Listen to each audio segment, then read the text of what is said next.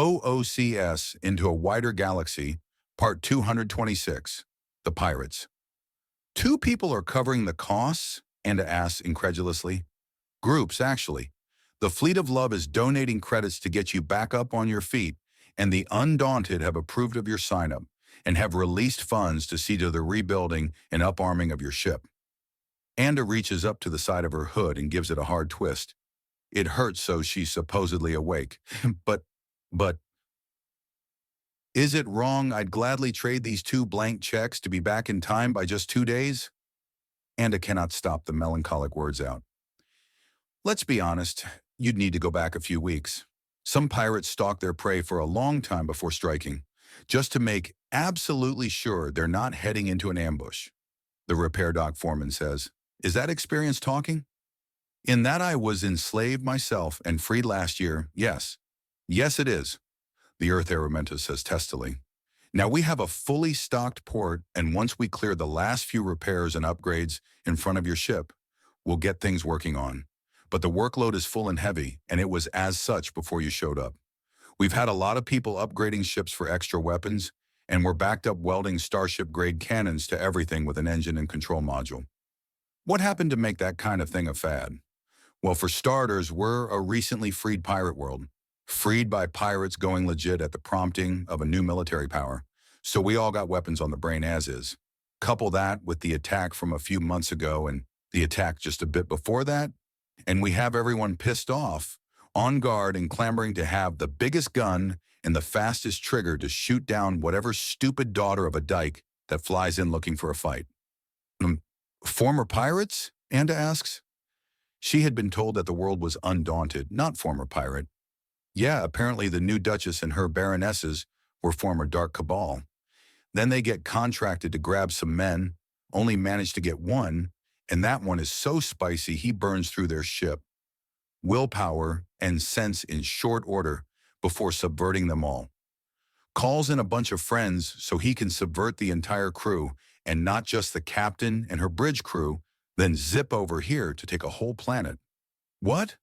Oh yeah, and now one of those men is an annihilation adept that apparently has only had Axiom for a year. What? It gets weirder. If he hadn't personally disintegrated the controlling Kutha piercings in my own body, I wouldn't believe it. You what? He what? How do you use annihilation techniques to do anything but mass destruction? He uses them to mass feed the plants and crops of his territory and turn out bumper crops in a fraction of the time it takes for them to grow normally. Apparently the world was undergoing constant food shortages before, but by the time I got dragged here, that was a thing of the past. Food is cheap and plentiful. Dark Cabal pirates. It's all over the place. We not only have former victims, but the ship that dragged me to this world was created by some crazy bitch who was inspired by them, which should tell you all you need to know about how pleasant it was. How did they, I'm told it was weaker than what the actual Dark Cabal did, but I had a series of piercings in me. They stopped me from doing some things, like escaping, fighting back, refusing commands, or even dressing myself. The Araminta says before the small spikes of earth and stone that make up her hair start to give off dust before suddenly shedding pebbles that hit the deck plating as if they were 10 times the size and thrown with full force straight down. It wasn't even for some kind of cheap thrill. If there was some pervert man looking for too many playthings, it might have been funny, but it wasn't. I wasn't allowed clothes because they didn't think I deserved any. I was livestock to those animals.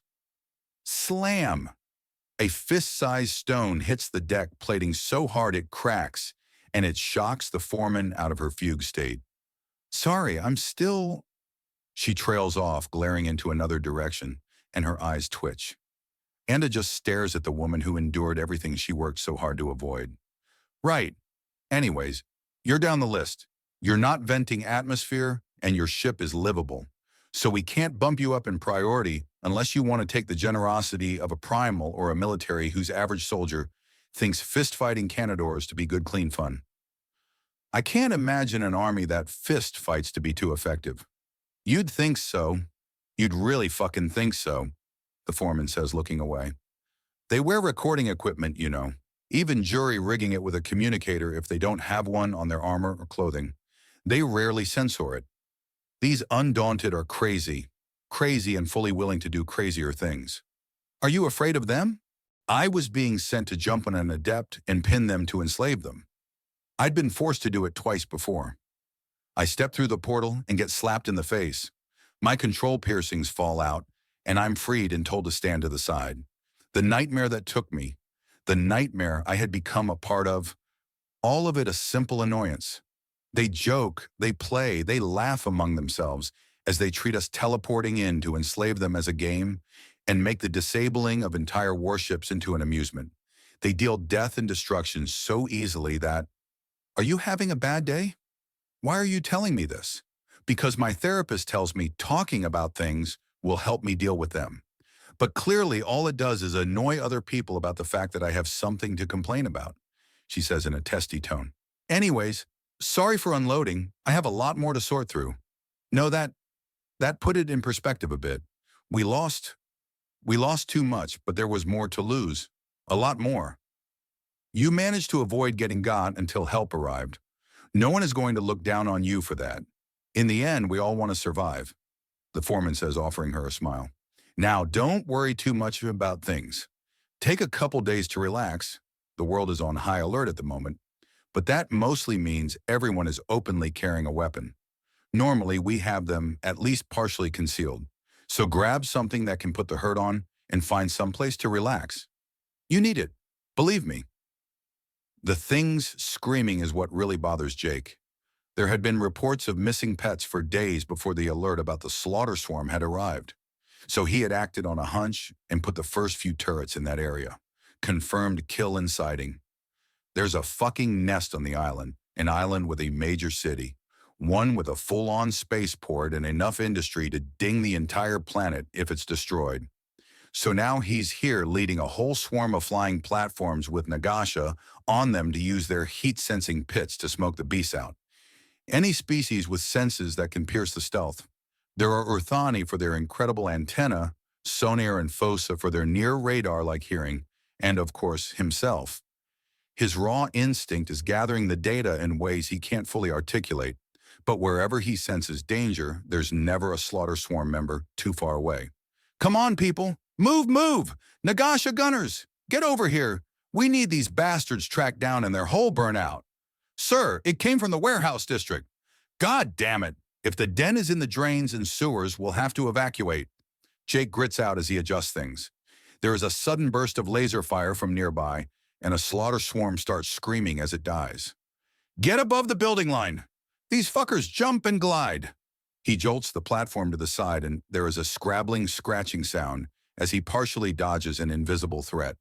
The Nagasha on the platform with him takes aim and fires with her laser to set the thing's torso on fire as it falls to the ground screaming in pain and fury. Remember, people, we're here to find the lair and bring in the armored troops. I don't want anyone diving into the jaws of these things. They've already eaten a dozen pets. You are under strict orders to deny them so much as a mouthful of a person. Do you understand me? No stupid risks. He gets a series of confirmations back as he activates scanners that have been jury-rigged to the bottom of the floating platforms.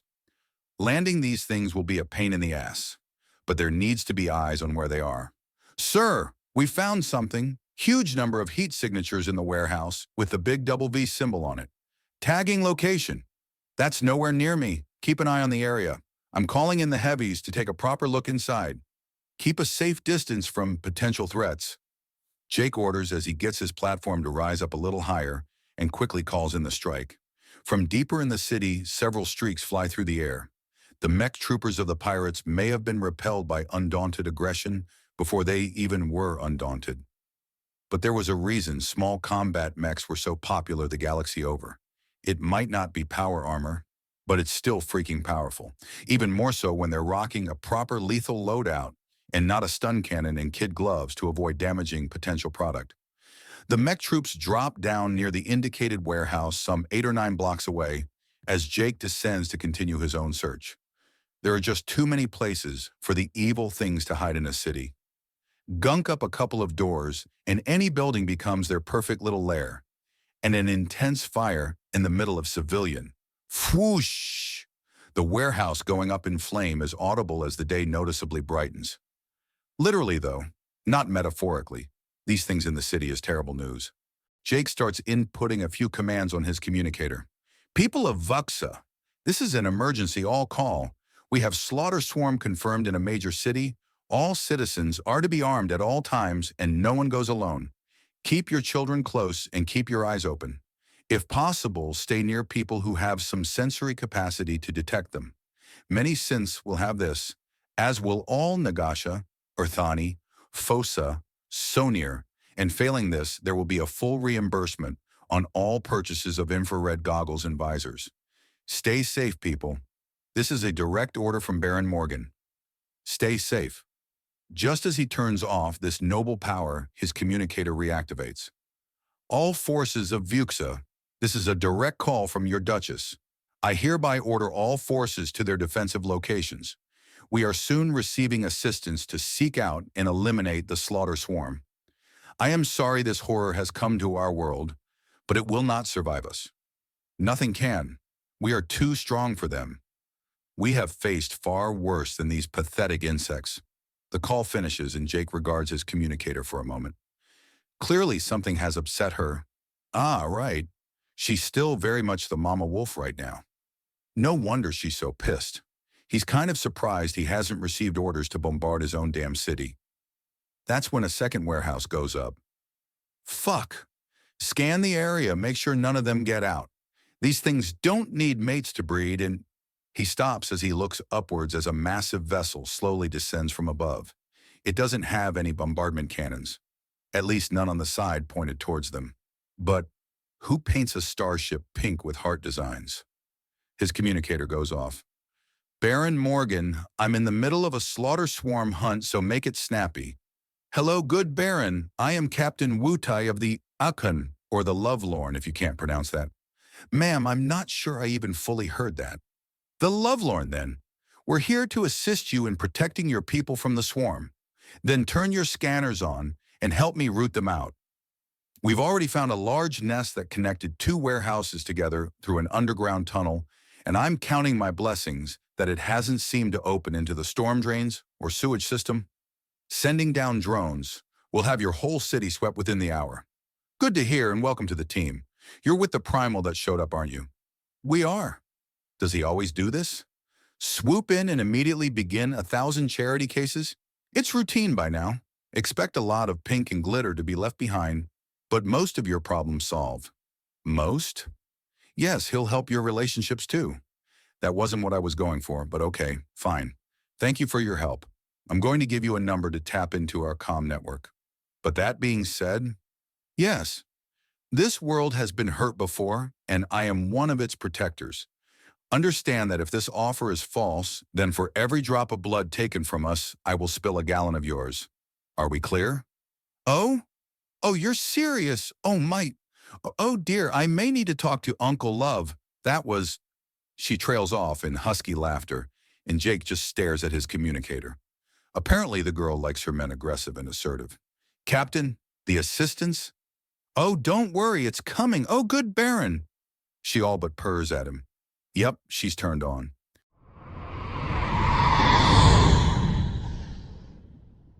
OOCS Into a Wider Galaxy, Part 227. The Pirates. We should not have sent out that scout vessel. By trying to confirm the observational powers of our opponents, we only played into them and have been exposed even further. This is dangerous. We need to recall them immediately, or at the very least, replace them, as they're clearly growing compromised and are incapable of proper deception. We need to blur our trail and ensure that whatever intel our opponents have gathered rots immediately. It's very plain that there is too much raw military power to simply kill them, so we must use the fact that they're already distracted in order to lead them away. Fade away and fall into the shadows and mist. We survive by our enemies never finding us. Admiral Fallows intones into the debate chamber with all the fervor and conviction she can muster. She's afraid. She's genuinely afraid. We survive by... We're all well aware of our own tactics and doctrines, thank you, Admiral. Her own superior cuts her off. Grand Admiral Longitude does not suffer fools nor frivolity. The issue on the table is simple. So simple that the entirety of the Admiralty must be here for this decision. It is unanimous or it is not to be followed. We are not now and never again shall be slaves. And so we move as one, indivisible and incorruptible. Now, good admirals, we have several decisions before us, each a question with a simple yes or no answer. We will debate to determine the best outcome for each until such time that each decision, be it in the positive or negative, is without debate. Each shall be unanimous. Which brings up the first question. Grand Admiral Bombard says, technically, she's the same rank as Longitude, but seniority matters. Do we continue the observation mission on the inevitable and its assets, such as subject mirror? 200 votes are cast. 194 for, 2 opposed, 4 undecided. There isn't even supposed to be an undecided option, but those uncertain seem uncertain, even of that. Longitude rubs up and down her neck with her knuckles in annoyance. There is no room for uncertainty here, ladies. All who are not for the motion are counted as against it. Now A musical tone chimes through the chamber and everyone freezes. Whose is that? Grand Admiral Longitude demands as the tone rings again. Who has compromised us? Hello. Oh, hello. I think this is the right place. All those mysterious shadows blocking your lovely pastel scales. Hello? There is reception, right? Can you talk back?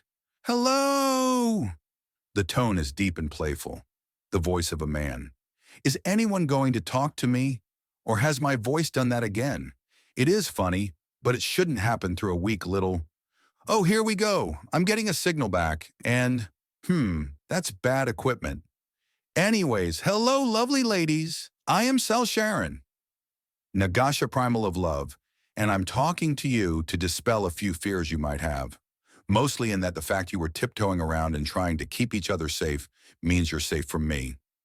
I'm no one's enemy, and by proving you can care for each other means you're someone in my book, meaning no enemy of mine. Anyways, I'm sure you adorable little things have a lot to talk about. So I just want to say, welcome to the galaxy. We're glad to have you. Now have a nice day now.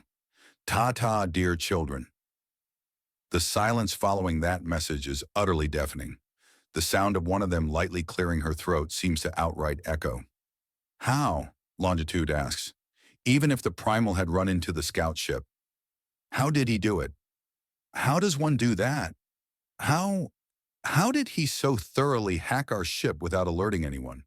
How did he get our access codes and coordinates without any warning? There are so many safeguards that even if he fully subverted the crew, we'd have warning. Oh, don't worry, I haven't subverted anyone, Sal Sharon assures them. I thought you left. I wanted to, but you're just so interesting. I couldn't help it. Where even are you? How are you doing this? I'm on the outside of the adorable little ship you sent those girls on. I saw the energy they were using and its frequencies. I just copied them, and here I am. How? Even primals need the occasional upgrade, darling. I have all sorts of wonderful and useful implants. Granted, several of them make sure that I can tone it down on occasion. It can be hard to be so handsome. I'm sure, Longitude says dryly. Well, ladies, it's clear we can't continue our debate in this chamber as it's now compromised. I will be writing down where we go next, and it will be passed around until we all know. Oh, don't be like that. I only want to help, speaking of what's a good pickup location for you. What? Well, you're in hiding, so you don't want me going to you, but I want to send you a care package so you can support yourselves better before unveiling yourself to the galaxy at large and starting to trade. So I need to know where you'd like to pick up my gift. Sal Sharon says in a gushing tone. We will send the coordinates later through our agents. Wonderful. Thank you for accepting. It's an excellent first step to being an accepted and appreciated part of the wider galaxy. I'm so glad you're willing to take it. Anyways, I'm really going now. Bye-bye, darlings. How does he know our language, and how did he speak it without an accent? Admiral Fallows asks. An excellent question among many, many others, Admiral Fallows. But before we debate anything, we need to change location. I don't trust the man to not listen in. The fire hadn't spread fast enough, and Jake had moved to intercept. His feet crashed down onto the head of the invisible monster. crushing it and exposing the green gunk that is its internals of the wider world. He doesn't stop. He grabs the mother and egg and races forward and away from the swarm. Jump to the side of a building, jump to a building opposite. Then a massive backflip, carrying both the terrified Pavarus and her large egg safely through the air to land back on the flying platform he had been on. Hey, big guy, you're not up for election. You're a noble. You don't need to make yourself look that good. His gunner protests and he scoffs even as he puts the woman down. Her legs are jelly, so he sits her down on the middle of the platform. Oh, please, I'm not trying to look good. I am good, Jake counters smugly. Dial it back big, man. This girl's already taken. It's why I feel safe dialing it up. I can be myself without some random girl deciding I need to be between the sheets. It's flattering, but it's also not the time, Jake replies. Oh, please, you're a show-off to the core. No, if I was a show-off, I'd ask you to repeat yourself to the microphone, he says suddenly, flexing his right arm so it bulges and brings it close. Mind repeating that? She does not answer. Thought not, Jake says before giving the bulging bicep a kiss. No one knows what to say to the microphone. Micro is right. You've been slacking off, she asks him with a dusting of pink on her cheeks. Ha! There we go. That's much better, Jake says before his communicator starts lighting up. Excuse me? Baron Morgan here, he says before listening and then nodding. All right. Okay, that makes sense. I'll get it started. Get what started, his gunner asks as he starts to open a channel to the other platforms. He grins at her. Everyone, we're nearly done here. The big snake is making a sweep through all settlements worldwide, with Baron Smith to mass destroy the slaughter swarm. Prepare for a massive axiom surge. Land your platforms if you don't think you can ride it out, Jake calls out to everyone as he brings his platform down. And especially land them if you got civvies with you. They don't have the balance or training to properly brace themselves. All over platforms start to lower and Jake puts on a visor to look around. He then draws his pistol and shoots a creature that can't be seen directly in the head. It falls to the ground without even a screech and then fades into view. How deep do these infestations go? How are they so stealthy and Oh, they're not attacking, they're hunting. When they're full, they breed or wander, spreading the damage subtly. Jake realizes before there is a presence in the axiom that even he can sense, and he turns. There's at least 2 blocks of buildings in the way before a wave of power rises through the city, and there is a warning blare from his platform. Expected energy levels at 2,000% and climbing. He deactivates it to prevent any possible overloading and moves his hand through the air as the axiom grows so thick it's almost tangible. Then the levels start to drain away and it thins again, like a tidal wave just passed. So was that more Frankie Boy or the big snake? Jake wonders. And then for a bit, everything went really, really weird, and I just felt so angry all of a sudden. It was so weird. Apparently it was an attack from this Mother Massacre lady thing. And then, boom! It was done. Mostly because we were really, really lucky in that some of the guys were already pretty much there. But it was bad. My little babies started fighting each other, and it made me so mad I wanted to hit them. I never wanted to hit them before, and I never want to hit them, Jingai recounts. I see, Observer Wu says. His glasses are no longer showing his eyes, but reflecting the immensely candid Nagasha. Her mindset and recall of things might be simple, but there is nothing in the way of artifice, and she's glad to explain anything in exhaustive detail. And did the men tell you what it did to them? Yeah, it was awful even if their brains are built different. They all ended up in hell. Excuse me? Well, they said it was like being in hell. It was where everything they were afraid of came to life and twisted the way they saw and felt and understood things. Apparently, Victor thought he was being attacked by something called Baba Yaga. And Lou, or was it Ryu?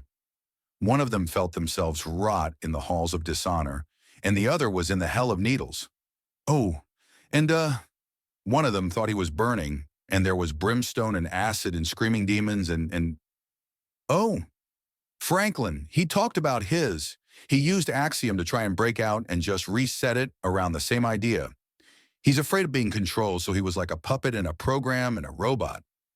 Jingai less explains and more gushes, as the whole story comes out in a hurry. So this effect that made you really angry made them all hallucinate that they were in some kind of hell? Yeah, Franklin even talked a lot about what his meant. He's afraid of losing control of himself. He's like a really powerful adept, and he knows it and is scared that he might just something go whoosh and be gone. Jingai explains. Is he now? Yeah, did you know he put his handprint on the core of one of the gas worlds? He teleports satellites all over the system to use for defense. We turn them on and they blow through their ice shields to show up all over the place, and bam! The bad girls get hit by 100 different frequency lasers from 100 different places and melt. This whole system is a trap. No, it's a nice place to live, but we set up all sorts of hidden weapons in case something really big shows up. No one likes being outgunned, but if you hide your guns, then someone might think they're clever and show themselves to be greedy and stupid, Jingai says before titling her head. Or at least that's what Mom said, and Captain said it was a smart thing. So I guess it's true. It seems silly to me. If someone wants to take something, they just take it, right? Some will try, but if they see it might hurt them a lot to take it, then they won't, Observer Wu says as he wonders how to explain risk assessment to the woman in front of him, or if he even should. Oh, okay, what were we talking about? Mother Massacre had used something terrible to turn everyone but the humans really angry, but the humans were instead seeing things that they feared really badly. What happened next? Observer Wu asks. Oh, well, there was a boom as they blew up the machine, making it all happen, and then they got really angry and scrambled everyone they could help to scan every factory on the world to see if she was hidden there. They found a bunch of them and started hitting them all, one after the other, with Franklin on a warpath, looking to hit her as hard with as much axiom as he can.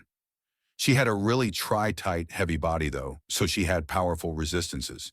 But he showed her that there's a weakness to tri-tight. It's only as tough as iron, and bam! He ate all her axiom and ripped out her hard drive when she tried to delete herself to escape. A robotic killing machine designed to break the people of entire worlds tried to commit suicide to escape him? Yeah, and he ripped out her hard drive with his bare hand to stop her from escaping into deletion. Neat, right?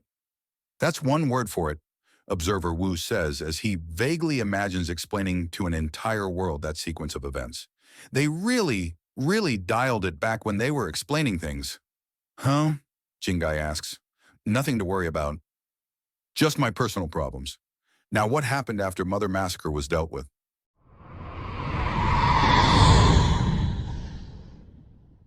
OOCS, Into a Wider Galaxy, Part 228. The Pirates. The fires burn high and hot. The things threatening her world being purged with fire. The very thing that makes them truly dangerous, also making them a self-disposing problem. Islands burn, towns are evacuated, and death spreads over Vuxo like a pall. Its people are shielded. Even the beasts which the people make use of are sheltered. That which is displeasing to her burns. Burns and shatters like a beloved world whose very name she has striven to forget. Agenda snaps out of her fugue and focuses. The burning isn't some vindictive monster asserting their control over their slaves. She is a duchess defending her home and burning out an infestation of baby-eating whores. She has the support of legal authority. Hell, she has divine mandate from the god of love. Her lips twitch up into a momentary snarl. Then the rogue thought comes back. Why didn't they come? She flares the axiom in her body ever so and feels her every scar. Each one preserved so she would never forget the horrors that were visited on her. The horrors she had to get herself out of. Because help didn't come. No one came. No one helped her out. She had to break out on her own. But now that she had a title, others were. She takes a deep breath in and lets it out. She had rescued herself. She was fine. She must be fine. For her pups, she is fine. How's the scanning going? Agenda asks and doesn't even look to who she gave the order to. 75% of the world's landmass has been scanned. Never mind, we just hit 76%. Good. Keep at it. We give these things a not an inch. We didn't know what they were before, and now are paying for our ignorance. Not again. They don't get a nibble. They don't get anything but fire and death, Agenda orders before turning to leave. Milady, where are you going? I'm going to personally burn out another lair. The very thought of these things on my world infuriates me. I find the sizzle of plasma a good remedy for this rage, Agenda says as she prowls out. She recognizes the girl now. A local. One of the many administrators she had hired after taking Vusa. Agenda, I'm glad I caught you, Vuni says walking in. We need to talk, something has come up. I'm actually on my way out to deal with these things, Agenda says. Can we talk on the way to my mech? Yes, it's something that needs consideration, but is easily explained. Then explain it. Our primal guest is stirring up the populace. They're asking to open a primal church to worship for after he leaves and want to convert several islands he's restored into holy sites. Oh, they haven't met him, have they? I only saw him in passing and... Does it matter what he acts like? He's a primal and the Nagasha follow their primals. Vuni asks. True. Let them. Hell, encourage them to farm or harvest something on 3 islands they can name as holy, and we'll see if we can't get a product or pilgrims to come here out of it. Goddess willing, we're going to make some kind of upside to this enormous mess. Let's raise it to 5. There is a small cluster that was being scouted for farming terrain. Holy wine would be something we could export and would be a pilgrimage site. It would, wouldn't it? Agenda asked with a smile tugging at her lips. Things are starting to turn around. Anything else? I need to be with my kids. I know they're safe, but bring all of them together. Have it a little sleepover. That way you can be completely sure. Get Jingai to help. She's shockingly good with the little ones. Make it nothing but a play date for them. Agenda says, rising up into a bipedal gait and putting her hand on Vuni's shoulder. Keep with our children. I'll make things safe for our family again. Vuni smiles. That's what I saw when I joined up with you. I thought it was mostly Miles you were seeing. If you didn't have this spark in you, I'd have kidnapped him and been halfway across the galaxy before you could blink. Good. And once we're done with this mess, I want to hear that plan. It sounds hilarious. It may or may not have been mostly cribbed from a few romance novels. Say no more. I don't need the distraction when killing monsters, Agenda says, and Vuni scoffs at that. Blue fire lances out from his weapon, and the creatures at the extreme outside edge of the plasma plume are set aflame, as those within are burnt away to nearly nothing. Yet for all the immense heat Victor is cold as he marches forward, he is not simply setting the dens of the beasts alight, he is scouring them with plasma and leaving the stone glowing as he goes. He refuses to let the creatures even have atoms to potentially reconstitute from. He holds up the detonator to little Karim. Really? The tiny boy asks. Really? Jean-Luc says before looking over his shoulder. Unless your father has any protests? Only protest I might have is that he hasn't already done it, Beck says with a grin, and the little slobe cheers before grabbing the detonator. Now what do we say, Karim? Boom! Karim exclaims. I'd also accept fire in the hole, Beck answers. Fire in the hole, Karim calls out before his gel encompasses the entire detonator, and without moving the trigger guard from its place pushes down on the button to activate things. A mile away, a massive eruption of fire lances into the sky, and the little slope starts cheering at the sight. There is a shock wave that hits them a moment later and rattles the flying platform they're on. Karim stops cheering, and Visible sinks down to grab the entire platform with his everything. Understandable, they're over water and he's not the most comfortable with it yet. It doesn't hurt him, but he struggles to concentrate his gel when he's submerged. Then there's a crack and little Karim rises up a tendril of gel to get a better look. He then forms it into a head and then a body beneath it, taking up most of his gel and leaving his core in his chest as he watches a mountain crack and a shower of rock fall into the sea. His clothing oozes up from the base and into its proper place to hide his core. Très bon petit bave, Jean-Luc says as he pulls out a small case and starts to fiddle with a lighter. Really, Frenchman? You've started smoking? Beck asks. Have you seen that damage? Maps will need to be rewritten. That deserves a smoke. Jean-Luc protests and Beck points to his son. Salud. What does salud even mean? Karim asks. Remember, he's technically mere months old. Beck warns him and Jean-Luc scoffs. Since when did you get all proper? Fatherhood does that to a man. Maudit mal, Jean-Luc grumbles. And what does that mean? Karim asks with a grin. Cursed evil, Jean-Luc answers. Oh, I thought it was a naughty word, Karim says in a dejected tone, and Jean-Luc laughs even as Beck breaks a bit at that. Oh man, little buddy, anything can be a curse word if you put the strength behind it. All he said was cursed evil, but the way he said it, it may as well have been utterly filthy. I thought you were trying to keep your boy uncorrupted, Jean-Luc says without technically asking. No such thing. I just want him creative when he curses people out, Beck says, and Jean-Luc lets out a chuckle. Well then, today's lesson is on emphases, how any word, at random if you want to, can be not only dirty, but outright filthy, Jean-Luc says, and Beck's laughter breaks out fully. Distance readout is 14.2 kilometers from self. Wind reading is 20 kilometers per hour easterly. Temperature is 14 degrees Celsius, and humidity is at 38%, the cadet reads out. Copy that, relaying information. The second cadet states, and Marcus nods. They are taking this seriously and will soon have a confirmed touch of destruction. Things are good. Sir, they're requesting permission to fire.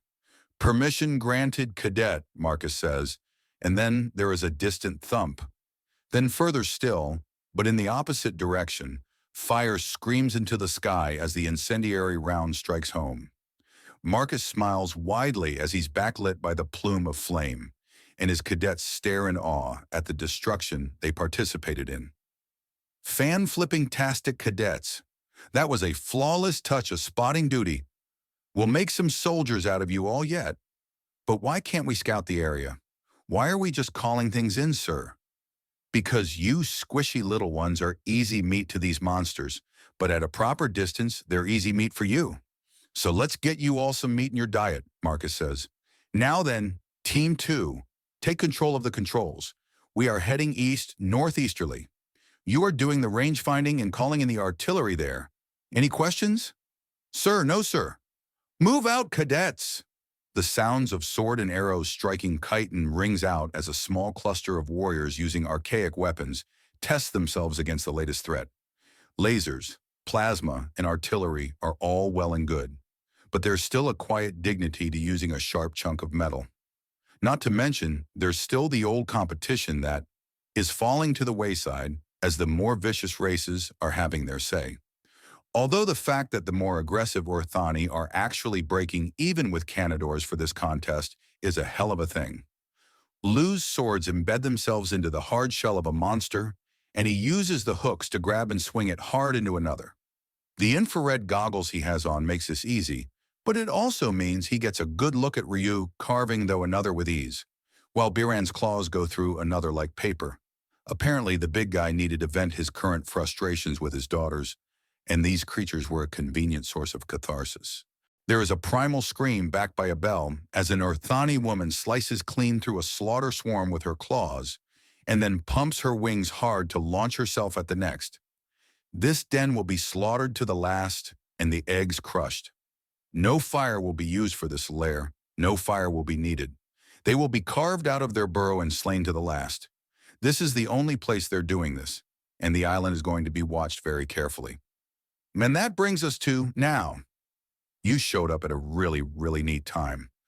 Uncle Love has so many stories and has done so much, and he just loves to help people and learn about them. He even taught me how to like it and be with people, and he's really, really nice. I'm sure he'll tell you anything you need to know, Jon Guice says. So you're not worried about this slaughter swarm? Should I be? It's just a bunch of animals.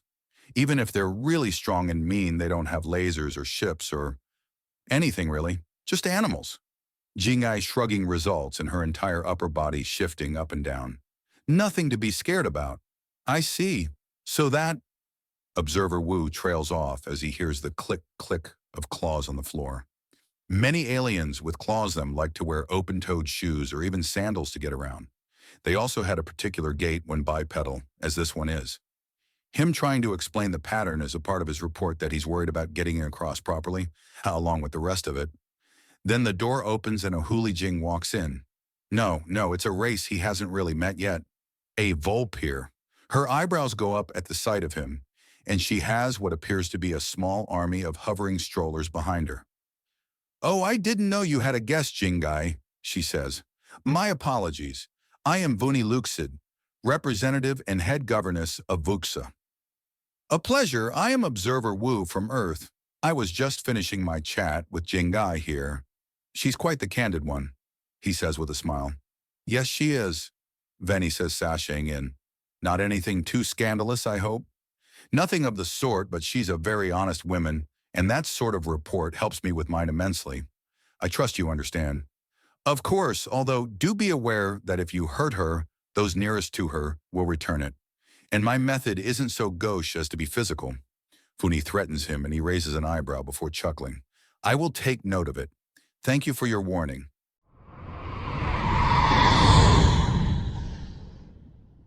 OOCS, Into a Wider Galaxy, Part 229, The Pirates. Yonda steps out of the spaceport and looks around. Tall buildings in a state of being repaired. Lots of people with weapons. More besides. She's here for a big reason. A very big one. Enormous hands grab her under her armpits, and she's hefted into the air before being held to a massive chest and tightly hugged by 6 arms. "I'm so sorry for what you've been through, child. Nothing is worse than saying your final farewell to those you love and rely on." The primal of love says gently to her, and she nearly breaks. She was told that he was carnality made flesh, that he was temptation with scales on.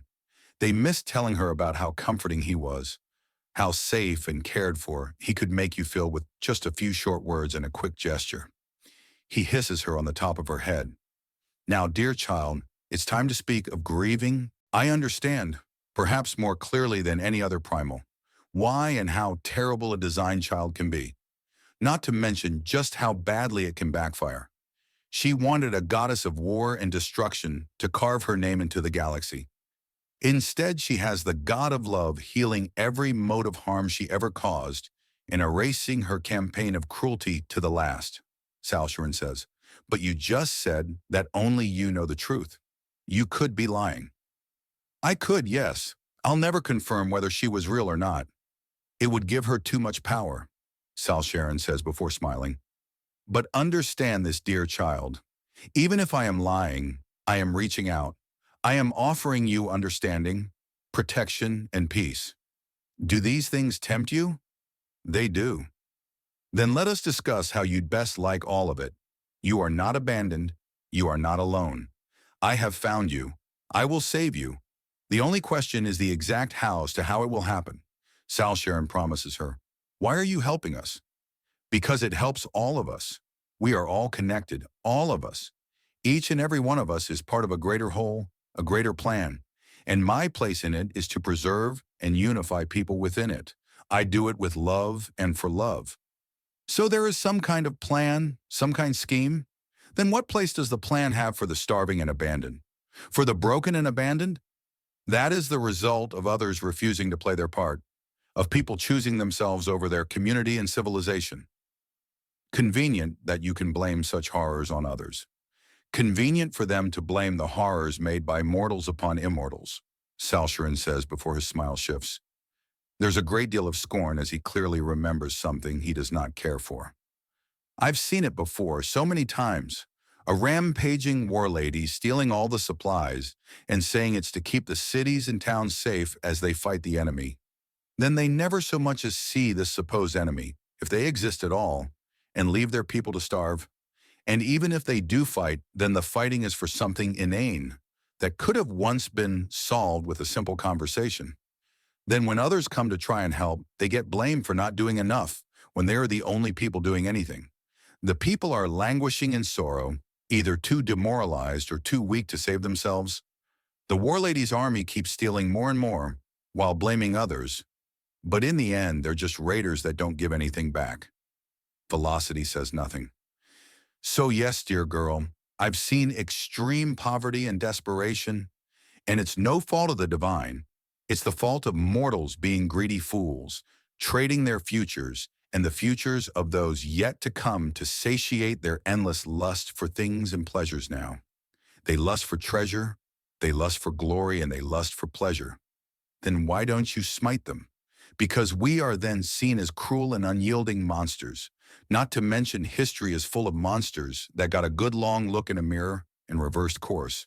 The first primal is one such soul, Sal Sharon says before slithering around the girl, before settling down across his own coils, his back to her. What are you doing? Showing my back. There are few positions more vulnerable for any Nagasha. If you want to hurt me, there's no finer time, no greater opportunity. If you have something really special in that expanded space of yours, then it may even kill me. I don't understand. After everything I've told you, after telling you my side of things with as little fanfare as possible, if that's not enough, then take your shot. Are you not afraid of dying? I have lived as well as I can, doing as much as I could for the galaxy. If I die right here and right now, then my only regret is not having helped you enough to accept my help further. Velocity presses the muzzle of a weapon into his back, directly over his heart. She can feel his pulse through the grip of the weapon. Why are you doing this? Why do you care so much? What motivates you to try and care for the entire galaxy? Someone has to. So why not me? Sal Sharon says simply. Do you have any proof for the claims of being the son of a war lady? I do, but it can be easily dismissed as vanity, Sal Sharon says, and her grip on the weapon adjusts. What is it? I've been dulling my scale color to look different from her. The pink is supposed to be blood red, so I need to redo it with every shedding. But that doesn't really prove anything, does it? No, it doesn't. It's all that's left. Even if I told you her name and gave you all the dates and crimes she committed, I've erased her. She's gone. There's no confirming it. The world she brought to ruin are gardens now. 2 of them even have primitive species evolving on them. I plan to sponsor them when they fully evolve into people. Why would you erase your own family so thoroughly? I share the monster's blood, nothing else. My family are the primals. My love is the galaxy. For the galaxy is mine to heal and preserve. Just as you defy and hate the monster that made you to be their weapon, so did I hate the one that did as such to me. You get it? I do. And I want you in the same place I am in. I want it for everyone that is forcibly created rather than copulated into being. It's why I slam down on things like Slaughter Swarm. You tell a pretty story, but you're also lying. You claim to be from a fleet that had its home birth on a world destroyed by the Slaughter Swarm. So which is it? Deliberate creation of a war lady or fleet-born traitor son? They don't counteract each other, Sal Sharon says as he glances back. But well spotted either way. Just believing things out of hand never ends well. You have a brain. Use it, my dear. No more lies. I didn't lie. Then explain the gap. I was born to a war lady's lobotomized daughter to try and ensure a primal birth. It worked. By the time I was 5 years old, I knew I was in a horrible, awful, no-good situation and ran. I then started shifting my scale color then and learned to disguise myself as different Nagasha species. I wound up in a traitor fleet and found family and community there. Things were going well until the world we were birthing at, the home world of the fleet no less, erupted into fire as screaming monsters roared through the night. That's when I exposed myself as a primal to the wider galaxy. So your claim of being fleet-born is true. I wasn't born on a world. You could easily be lying. Even if your scales are naturally red and not pink, it proves nothing. You're correct. I could be lying, Sal Sharon says. Then why are you even doing this? Because you need something if you're going to be part of the wider galaxy, and I'm not sure if you've shown it yet. So I'm asking you to show it now, or kill me. Either works for you. And what is that? Trust, Sal Sharon says. Trust? Trust, Sal Sharon confirms. No amount of goodwill, generosity, or kindness can help anyone if none of it is accepted. You need to trust. You need to believe in others in order to be lifted up by them. You want me to believe? To have faith? In you? In others? In the galaxy? In the idea that reality might not be out to get you? So you want me to have faith? Yes, Sal Sharon says as he wraps his arms around his own tail. I will never be this vulnerable again. I am trusting you to make the right choice. I believe you want better for yourself and your people. I have faith you will do it. But do you? Velocity says nothing. Do you have faith? Sal Sharon asks.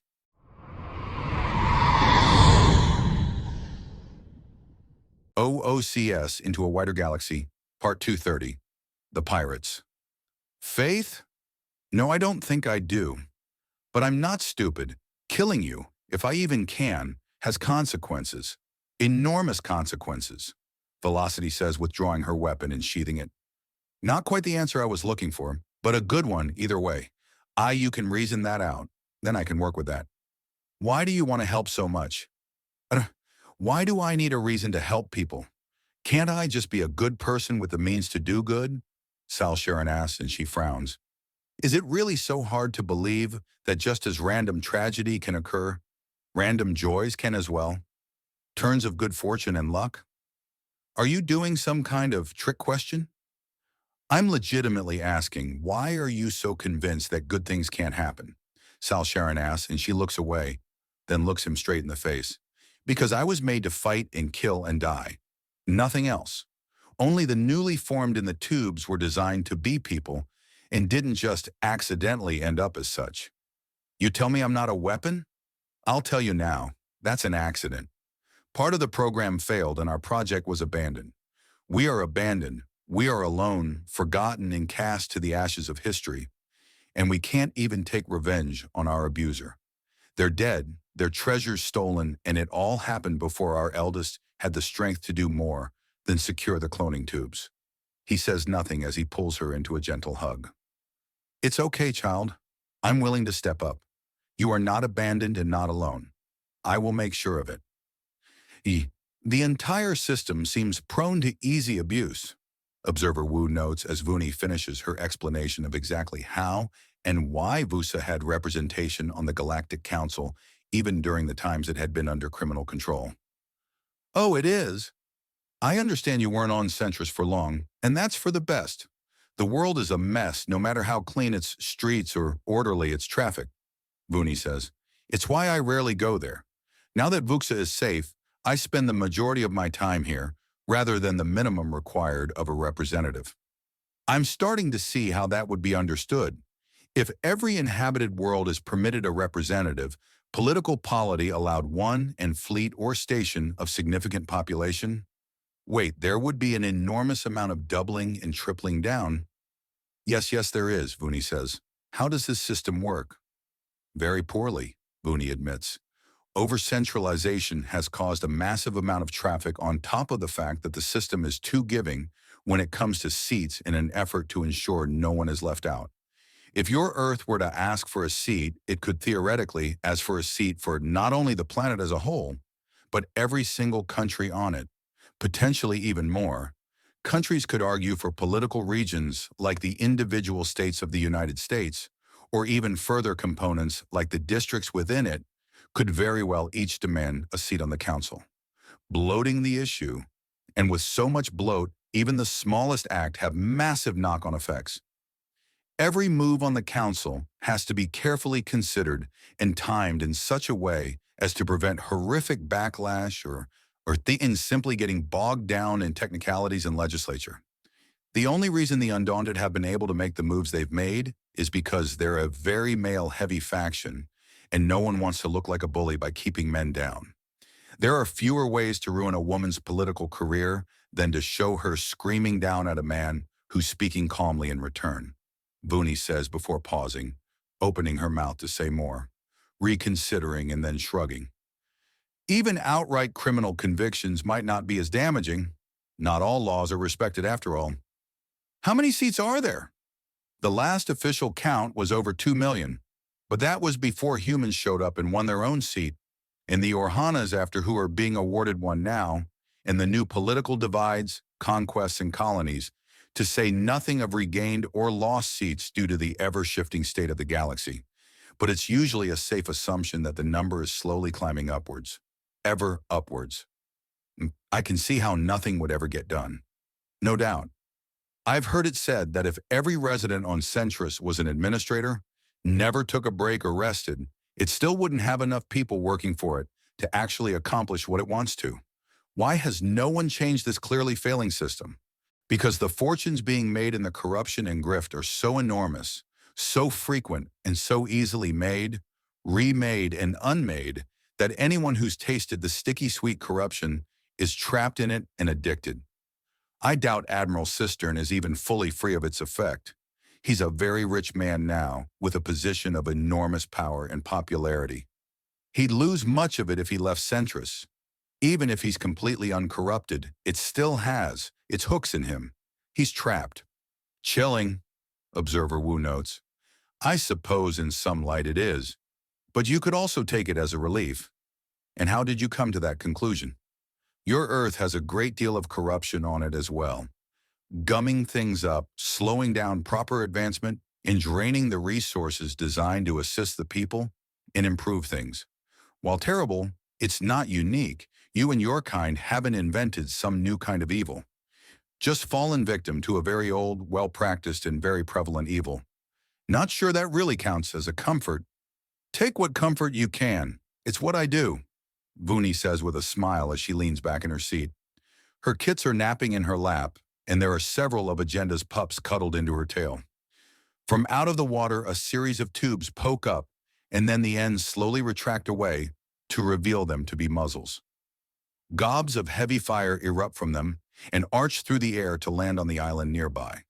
A fire starts, spreads, and rushes into a nearby cave, which erupts in a massive gout of further fire. Beneath the water, Akka, Wimparas, Mera, and a few Lidris share looks. With the water separating them from the monsters, they were the least in danger. The worst the slaughter swarm could do to them was litter near their homes as they drowned.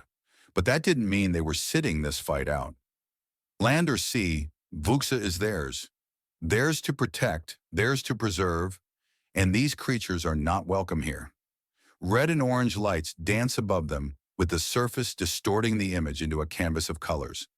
The protective guards on the barrels of their weapons are re-engaged, and they're brought under the water again. So much of the world is on fire now. One of the AK mentions before jerking her spine-covered fin down. Because of those. Far below are several drifting slaughter swarm corpses, all drowned, and all of them being quickly devoured by tiny scavengers and schools of fish with each partially transparent member, no longer than the width of her thumb. If it's not one thing, it's another. Still, it feels good to fight back, even if they weren't really a threat to us. This time at least. The largest Lidris of their group notes as one of her bodies flinches away from meeting the gaze of the Wimpras. The woman she had assaulted when Mother Massacre's hate engine had made her go violent. A healing coma had given the girl back her lost limbs, but coming out of a mindless rage to learn you had mutilated a friend was no fun. Some girls had it worse. They had killed in that state. Thank whatever god or goddess that had been looking out for them that it hadn't lasted longer than a minute. Control, this is Red 5. Scan is complete. This cave is a straight shot in. Requesting permission to fire. Hugh says as he turns on the floodlights on his fighter and directly into the cave mouth. It's a smaller one, so it doesn't have the insane twisting passages of the OOCS. It also means a burn-in here is very controlled. Copy that Red 5. Single-shot plasma burst. Cleans that cave. Ground forces will be on the island shortly to help clean things up. Make sure we get all of it. Copy that Control, Hugh says as his thumb wavers over the triggers for the weapon. Firing! A blast of blue fire hurls itself off his fighter and directly into the cave. It ignites the walls and lengthens the back of the system by a full 10 meters. Cave system purified, it's... Something he cannot see lands on the top of his fighter. Hugh switches to thermal on his flight goggles and snarls. One of the monsters is on his ship and scrabbling for a way in to get him. It's looking around desperately as if it knows its life depends on it. He tracks it to movement, nowhere near stupid enough to think he can bring his plasma sword around fast enough to ward it off if he opens the cockpit. He's a flyboy, now a swordsman. Red 5, what happened? One of them landed on top of my fighter. I don't have the speed or mobility to fight it off if I open the canopy to fire on it. Hugh says before there's another thump, and he turns to see through his thermal vision that another monster has landed on his ship. Make that 2 Control, potentially more. requesting either a sniper to clear them off or permission to fly upwards and burn them up in the atmosphere. Belay the second option, Red 5. These are likely glider variants. You'd only be spreading the problem. Remain calm. We have another solution inbound. Activate your laser shielding and put it on the first setting. Understood, Control. Shielding, activating. Now. Q says, and there is for a moment a film covering the fighter that fades from visibility quickly. It does nothing to throw off the slaughter swarm on his vessel. Soon enough. Brace for a laser bath, Control says, and Hugh nods. Copy that. Braced and ready. Hugh says, and the moment he's finished, red beams of light sweep over his entire vessel, and there is a screaming then popping sound from both monsters. You're clear, kid. Get yourself some height so we can kill the next nest of beasties, Green 4 tells him. I read you loud and clear, Fly Girl. Let's get back to it, Hugh says as he requests a ping for the next location. Instead, he gets the call to return to base. What? We're done? I only got like 3 layers. Stow the Bloodlust Red 5. We're initiating a second scan to confirm the kills, and if it comes up clean, we're doing a third to be absolutely sure. But all known layers and specimens have been hit. All right then, Red 5 returning to base, Hugh says as he angles his fighter upwards so that he can do his flight well above civilian aircraft levels. The sheer height of his view lets him spot several islands still burning. Oh, wonderful. You're still here, darling. So good to see that you're so patient, Xueting says as he slithers out from where he was speaking with velocity. I'm so sorry about the delay. There are just so many people that need Uncle Love that we're going to need 2 of me at this rate. And so many people agree they can scarcely keep up with 1 of me. You are larger than life, Anda says, and Xueting laughs. No such thing. Life is as large as you make it. He counters as he slithers over and props himself on his elbows over the back of the comfy couch and looks down at her. Now, what is it you and your adorable little ship need to get yourselves up and at 'em? Time, mostly. We lost so much. I know, darling, he says, shifting out of his comfortable and playful pose. But time is the one thing you already have. So what else is needed to see beyond? I don't know. I need something to properly say goodbye. We did the funeral, but it didn't feel like enough. There's something missing. A memorial, perhaps? That way you have some place to do all your grieving, and if there's some final farewell, a true final farewell, then you can say it to them? Xueting asks, and she sniffs before looking up at him. He kisses her on the brow. There, see? There are ways to help. Everyone gets caught up on all the big details, but the little things matter too. I've got some girls who are good at this. Let me send them into your ship, and they'll have a shrine to the lost ready for a goodbye when you've had enough time to grieve. Thank you. It is the only right thing to do, dear girl, Xueting assures her.